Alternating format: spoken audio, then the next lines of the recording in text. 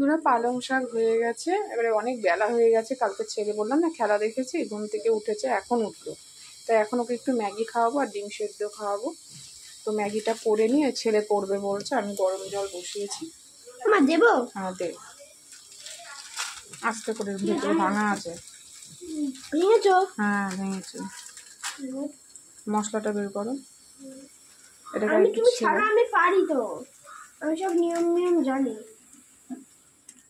তো দেখো আমার ছেলে ম্যাগি করছে।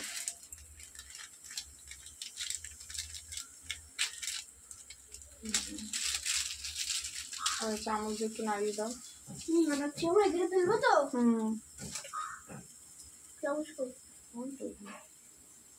তো ওর ম্যাগি ও নিজে করেই খাচ্ছে। তো দেখো আমি করবো, তুমি যদি গরম জলটা বসিয়ে দিও। ঠিক আছে।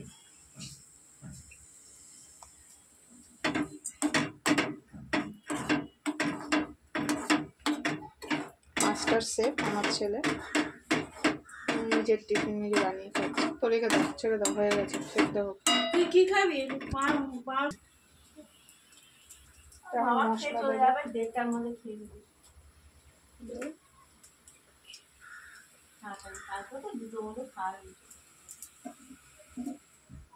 নিচু কর, ওরকম ভাবে না। খারাপো?